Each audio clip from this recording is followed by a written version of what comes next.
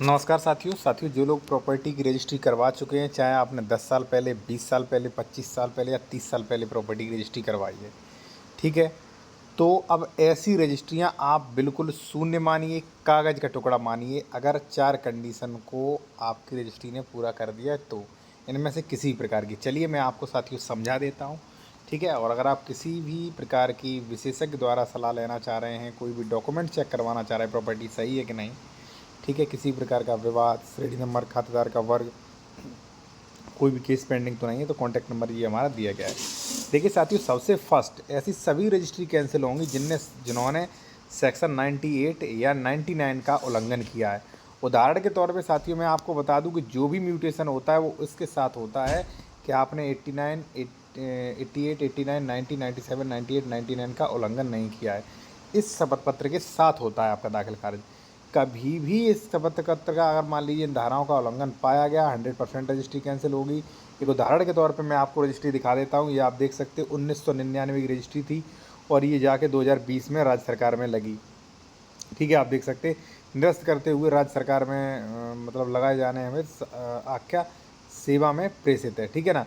ये राज्य सरकार में भूमि लगा दी गई है, ठीक है ना। तो आप देख सकते हैं। और देखिए जो लोग जूनियर एडवोकेट है, बेहतर वकालत सीखना चाहते हो, जो सीनियर कभी नहीं बता पाएंगे आपको, तो ये स्क्रीनशॉट ले लीजिए। ये हमारी ई बुक है, इसमें सब कुछ मिलेगा। स्टे है, अवैध कब्जा हटवाने के लिए, दाखिल खारिज रुकवाने के लिए, रेस्टोरेशन, जमीन बंटवारा, सीमांकन, संशोधन, कब्जादारी, बेदखली, घोषणात्मक बात, कैविएट, ठीक है ना। इसमें भरण पोषण, मेंटेनेंस, वसीयत, प्रोवर्ट सब कुछ मिलेगा।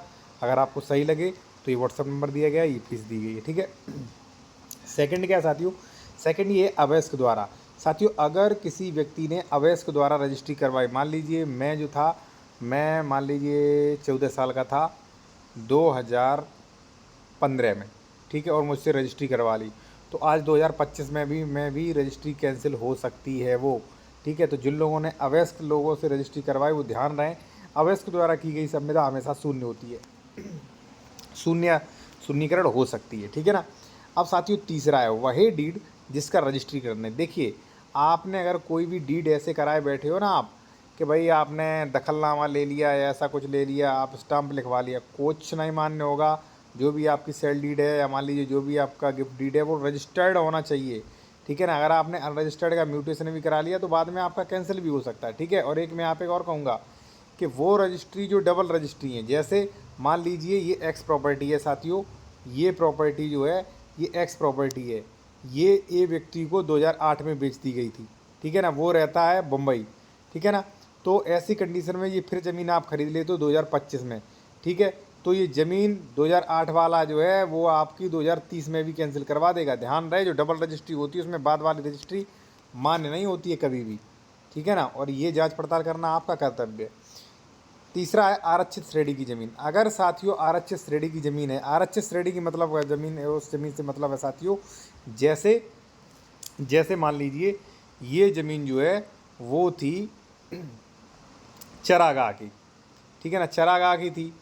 अब गाटा संख्या था 78, तो हमारे मान लीजिए बब्बा या मान लीजिए कोई भी नातेदार थे प्रधान, उन्होंने पट्टे पे गलत तरीके से अधिकारियों से साठगांठ करके उन्होंने पट्टे पे हमें दे दी 2005 में।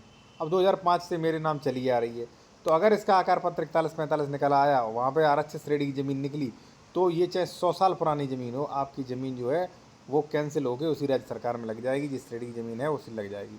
तो ये चीज़ें ध्यान रहे। बाकी मैं कहूँगा अगर आप कोई भी प्रॉपर्टी खरीद रहे हैं, उसका डॉक्यूमेंट्स चेक करवाना चाह रहे हैं, प्रॉपर्टी हमारी सही है कि नहीं, डबल रजिस्ट्री तो नहीं, विवादित तो नहीं, बिल्कुल सही है कि नहीं, कोई केस पेंडिंग तो नहीं, किसी का उल्लंघन तो नहीं, तो हमारा ये नंबर दिया गया, व्हाट्सएप पे मैसेज आप कर सकते हैं साथियों। धन्यवाद।